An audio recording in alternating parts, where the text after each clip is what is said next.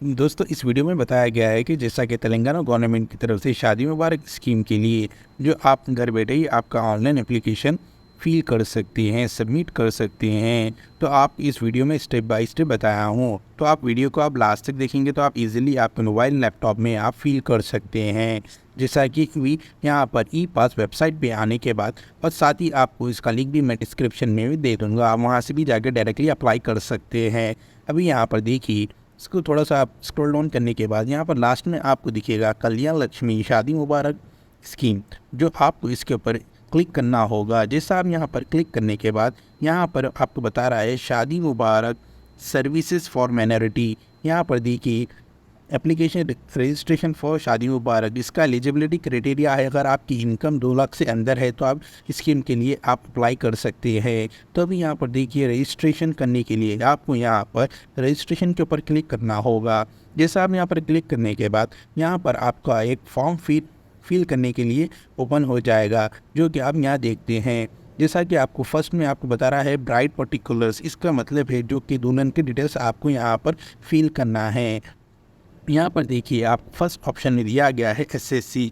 अगर दुल्हन अगर एसएससी अगर पास है तो यहाँ पर यस कर दीजिए, वरना नो कर दीजिए। यहाँ पर एसएससी अगर पास है तो आपको पास टाइप आपको सेलेक्ट करना है, जो कि रेगुलर से है, सप्लीमेंट्री से है, यहाँ पर आप सेलेक्ट कर लीजिए। फिर यहाँ पर सेलेक्ट करने के बाद यहाँ पर दुल्हन का जो हॉल टिकट नंबर है यहाँ पर इंटर करना होगा। जैसा आप ये इंटर करने के बाद यहाँ पर फिर आपको साइड में ईयर ऑफ पासिंग, जो ईयर में पास करे हैं वो यहाँ पर आप सेलेक्ट कर लीजिए। तो यहाँ पर सेलेक्ट करने के बाद फिर आपको दुल्हन का नेम एज़ पर आधार कार्ड आपको इंटर करना होगा। फिर साथ ही उसके नीचे आपको डेट ऑफ बर्थ इंटर करना होगा। फिर यहाँ पर हाईएस्ट क्वालिफ़िकेशन जो है यहाँ पर आपको इंटर करना होगा। फिर आप इंटर करने के बाद फिर आपको साइड में नेम ऑफ़ द फादर, जो कि दुल्हन के फादर का नेम यहाँ पर इंटर करना होगा। जो जैसा आप दुल्हन के फादर का नेम इंटर करने के बाद फिर आपको यहाँ पर आधार नंबर 12 डिजिट्स का इंटर करना होगा। के साथ ही आपको फिर फ़ोन नंबर भी आपको इंटर करना होगा। फ़ोन नंबर इंटर करने के बाद फिर आपको यहाँ पर कास्ट के लिए बताया गया है, जो आपका कास्ट है यहाँ पर आप सेलेक्ट कर लीजिए। फिर आपको सब कास्ट में आप जो भी आपको ऑप्शन आएगा यहाँ पर सेलेक्ट कर लीजिए। यहाँ पर सेलेक्ट करने के बाद फिर आपको इस एन ऑर्फन, अगर दुल्हन के अगर फादर मदर नहीं है तो आप यहाँ पर यस कर दीजिए, वरना नो कर दीजिए। अगर यस करने के बाद फिर आपको नीचे इसके डिटेल्स आएंगे वो बताऊंगा। अभी यहाँ पर हम नो करते हैं। अभी आप देखिए दुल्हन के यहाँ पर मदर का नाम, जो कि दुल्हन के अम्मी का नाम यहाँ पर डालना होगा एज़ पर बैंक अकाउंट, जो बैंक अकाउंट में है यहाँ पर नेम इंटर कर दीजिए, दुल्हन के मदर का नेम।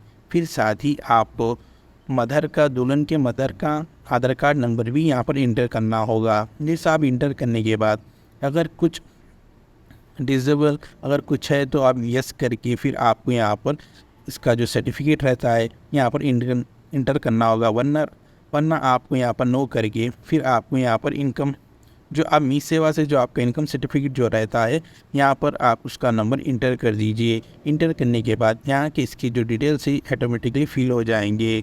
फिर आपको नीचे आएगा ऑप्शन, यहाँ पर आपको परमानेंट एड्रेस, यहाँ पर आपको एड्रेस सेलेक्ट करना होगा, जो कि आपका ऑलरेडी जो आप मी सेवा में जो एड्रेस दिए थे वो यहाँ पर जो आपका परमानेंट एड्रेस जो यहाँ पर है आपको फिल करना होगा।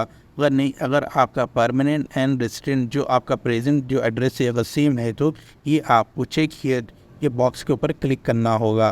क्लिक करने के बाद फिर आपको जो आपको दोनों भी permanent and present address same हो जाएंगे, वरना फिर आपको यहाँ पर प्रेजेंट एड्रेस में कुछ आप जो जहाँ रह रही हैं वहाँ का एड्रेस डालना होगा।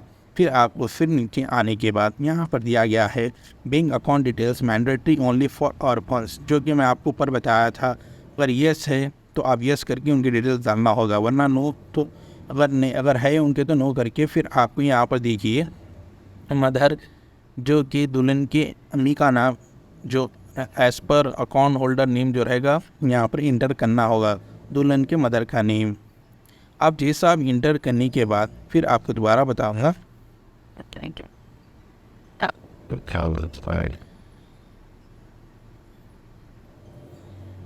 यहाँ देखिए आप, जैसे आप यहाँ पर आपको दुल्हन के मदर का नेम एज़ पर अकाउंट, जो अकाउंट होल्डर नेम है यहाँ पर इंटर करना होगा। इंटर करने के बाद आपका जो बैंक है यहाँ से आपको सेलेक्ट करना होगा जो आपका बैंक है, जो आपका बैंक रहेगा यहाँ से आप सेलेक्ट कर लीजिए। फिर साथ ही आपको बैंक अकाउंट नंबर यहाँ पर इंटर करना होगा। साथ ही आपको डिस्ट्रिक्ट एंड फिर आपको IFSC कोड भी सेलेक्ट करना होगा जो आपका बैंक का है। फिर साथ ही आपको देखिए ब्राइड ग्रूम पर्टिकुलर्स, जो कि दूल्हे के यहाँ पर डिटेल्स डालना होगा, सेम जैसा आप दुल्हन को करें। जैसा अभी यहाँ पर आप देख सकती हैं कि दूल्हा अगर पास है SSC तो येस करके फिर आपको वही इंटर करना होगा। जैसा आप यहाँ पर फिर दूल्हे के भी डिटेल्स जैसा फिल कर देंगे। फिल करने के बाद साथ ही आपको यहाँ पर एक एक्स्ट्रा ऑप्शन जो आएगा फैमिली इनकम पर एनम, तो आपको इसके ऊपर कंफ्यूज नहीं होना है, जो कि यहाँ पर दूल्हे की डिटेल्स है। तो आप डाल सकते हैं जो कि दूल्हे की जितनी इनकम है यहाँ पर आप इंटर कर सकते हैं, इससे कोई प्रॉब्लम नहीं है। साथ ही आप जो कैटेगरी है जो अगर यहाँ पर ये ऑप्शन है प्रेजेंट ऑक्यूपेशन जो है आप यहाँ पर इंटर कर दीजिए। फिर आपको दूल्हे का परमानेंट एड्रेस यहाँ पर फिल करना होगा। जैसा फिल करने के बाद फिर आपको डिटेल्स ऑफ मैरिज, जो आपकी जो शादी जो हुई थी, जो डेट ऑफ मैरिज यहाँ पर आपको इंटर करना होगा। फिर साथ ही आपको प्लेस ऑफ मैरिज, आपकी शादी कहाँ पर हुई थी, जैसा कि जमात खाना, फंक्शन हॉल, जहाँ पर भी आपकी हुई थी यहाँ पर इंटर कर दीजिए। फिर एड्रेस ऑफ मैरिज प्लेस, यहाँ पर आपको जहाँ शादी उसका एड्रेस जो है यहाँ पर इंटर करना होगा।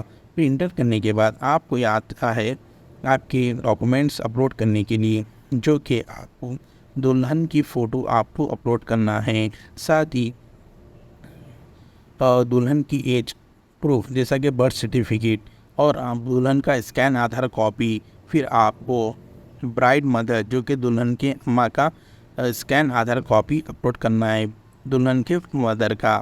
और फिर आपको ब्राइड ग्रूम स्कैन आधार कॉपी जो कि दूल्हे का स्कैन आधार कॉपी आपको अपलोड करना है। फिर आपको यहाँ पर दिया गया है bride mother scan passbook, bank passbook, जो कि दुल्हन के मदर का बैंक पासबुक आपको यहाँ पर अपलोड करना है।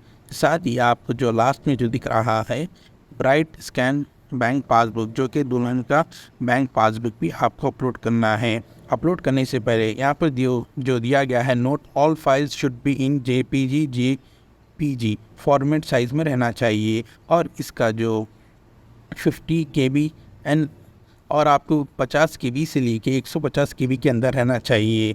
50 KB से लेके आपको 150 KB के अंदर रहना चाहिए। फिर आप जैसा हम यहाँ पर जो डॉक्यूमेंट्स अपलोड करने के बाद फिर आपको जो नीचे जो दिया गया है कैप्चा, लास्ट में जो आप कैप्चा दिया गया है यहाँ पर बॉक्स में कैप्चा इंटर करने के बाद अब ये आपकी फ़ाइल सबमिट करना होगा। आपकी फ़ाइल सबमिट हो जाएगी। फ़ाइल सबमिट करने से पहले एक बार डिटेल्स आपके रीड आउट कर लीजिए, एक बार चेक कर लीजिए। अगर कुछ बाई मिस्टेक अगर आपसे कुछ मिस्टेक हो गया है तो फिर दोबारा आप चेक कर सकते हैं। चेक करने के बाद ही आप एक बार सबमिट कर दीजिए। अगर मेरी वीडियो अगर आपको अच्छी लगी है तो please do like and subscribe this channel. Thanks for watching guys.